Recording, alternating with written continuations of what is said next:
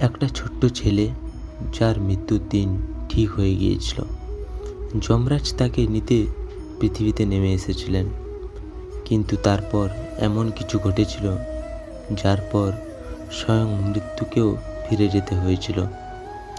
আজ আমি তোমাদের শোনাবো মহামৃত্যুঞ্জয় মন্ত্রের সেই আসল রহস্যময় গল্প।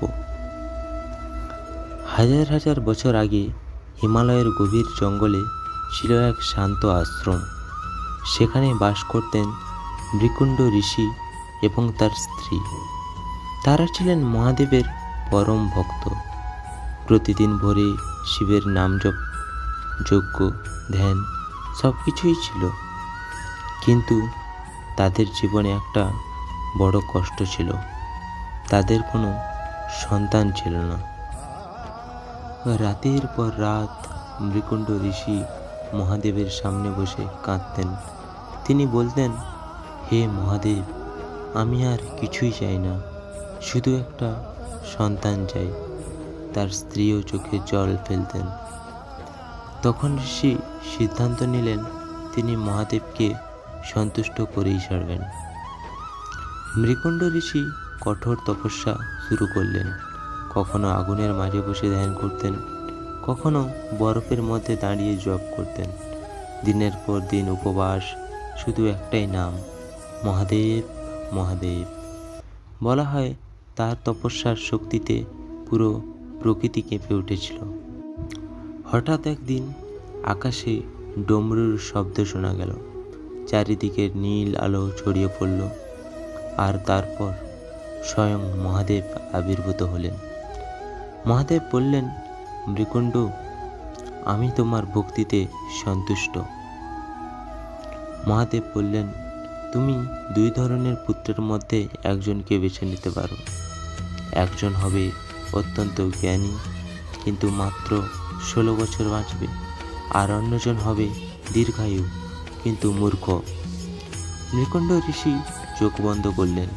কিছুক্ষণ নীরব থাকার পর বললেন, প্রভু, আমি জ্ঞানী সন্তানকেই চাই। কিছুদিন পর জন্ম নিলেন মার্কেন্ডেয়। ছুটির মুখে ছিল অদ্ভুত শান্তি। ছোটবেলা থেকেই তিনি অন্যদের মতো ছিলেন না। যখন অন্য শিশুরা খেলত, তখন মার্কেন্ডেয় শিব মন্দিরে বসে ধ্যান করতেন। একদিন এক মহান ঋষি তাকে শেখালেন মহামৃত্যুঞ্জয় মন্ত্র।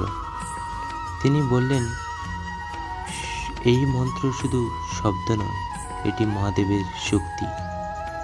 মন্ত্রটি হলো, ওম ত্র্যম্বকম যজামহে সুগন্ধিম পুষ্টিবর্ধনম উর্বারুকমিব বন্ধনান মৃত্যুর মুক্ষ্য মামৃতাৎ। তারপর থেকে প্রতিদিন ভোরে মার্কেন্ডেয় এই মন্ত্র জপ করতে লাগলেন। কিন্তু সময় দ্রুত কেটে যাচ্ছিল। মার্কেন্ডেয় ধীরে ধীরে 16 বছরে পৌঁছে যাচ্ছিলেন।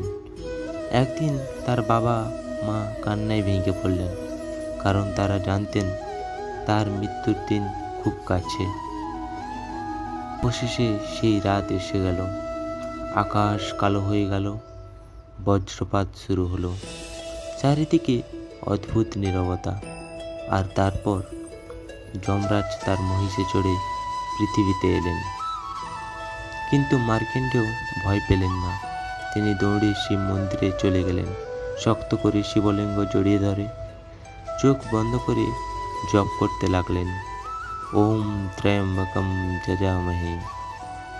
যমরাজ তার পাশ নিক্ষেপ করলেন, কিন্তু সেই পাশ শিবলিঙ্গকে স্পর্শ করল। ঠিক তখনই শিবলিঙ্গ ফেটে এক বিশাল আলো বেরিয়ে এলো। স্বয়ং মহাদেব প্রকাশ পেলেন। তার তৃতীয় নয়ন আগুনের মতো জ্বলজ্বল করছিল। মহাদেব রাগে বললেন, আমার ভক্তকে স্পর্শ করার সাহস কিভাবে হলো? যমরাজ ভয়ে কাঁপতে লাগলেন। মহাদেব মার্কেন্ডেয়কে আশীর্বাদ দিলেন, আজ থেকে তুমি চিরঞ্জীব হবে। সেই দিন থেকেই এই মন্ত্র পরিচিত হলো মহামৃত্যুঞ্জয় মন্ত্র নামে, অর্থাৎ মৃত্যুকে জয় করার মন্ত্র। আজও কোটি কোটি মানুষ বিশ্বাস করেন এই মন্ত্র জপ করলে ভয় কমে, মন শান্ত হয়, মানসিক শক্তি বাড়ে, আর দুঃসময়ে মানুষ ভিতর থেকে সাহস পায়। সত্যিকারের ভক্তি থাকলে মহাদেব কখনো তার ভক্তকে একা ছেড়ে দেন না। মহামৃত্যুঞ্জয় মন্ত্র শুধু একটি মন্ত্র নয়, এটি আশা, সাহস আর ভক্তির প্রতীক। মহামৃত্যুঞ্জয় মন্ত্র জপ করার সঠিক নিয়ম ও স্থান। অনেক ভক্ত বিশ্বাস করেন মহামৃত্যুঞ্জয় মন্ত্র বিশেষ সময় জপ করলে মন শান্ত হয় এবং আধ্যাত্মিক শক্তি বাড়ে। সাধারণভাবে এই সময়গুলোকে শুভ বলে মনে করা হয়। ভোরবেলা, ব্রহ্ম মুহূর্ত, সূর্য ওঠার আগে বা ভোরে এই সময়ে মন্ত্র জপ করলে মন শান্ত থাকে। ধ্যান ও জপের জন্য সবচেয়ে ভালো সময়। সোমবার মহাদেবের দিন বলে মানা হয়। এই দিনে শিব মন্দিরে গিয়ে জপ করলে অনেক ভক্ত বিশেষ গুরুত্ব দেন। মহাশিবরাত্রির সময় মহাদেবের সবচেয়ে পবিত্র রাত। এই রাতে সারা রাত ধরে অনেকেই মহামৃত্যুঞ্জয় মন্ত্র জপ করেন। দুঃসময় বা মানসিক ভয়ের সময় অনেকেই বিশ্বাস করেন এই মন্ত্র ভয় কমায়, মনকে শান্ত করে, কঠিন সময় সাহস দেয়। তাই অসুস্থতা, দুশ্চিন্তা বা মানসিক অস্বস্তির সময় অনেকে এই মন্ত্র জপ করেন। মৃত্যুঞ্জয় মন্ত্র জপের নিয়ম। স্নান করে পরিষ্কার হয়ে শরীর ও মন পরিষ্কার রেখে শান্ত জায়গায় বসা ভালো বলে মানা হয়। মহাদেবের ছবি বা শিবলিঙ্গ সামনে রাখতে হবে। প্রদীপ বা ধূপ জ্বালাতে পারেন। শান্ত পরিবেশ রাখতে হবে।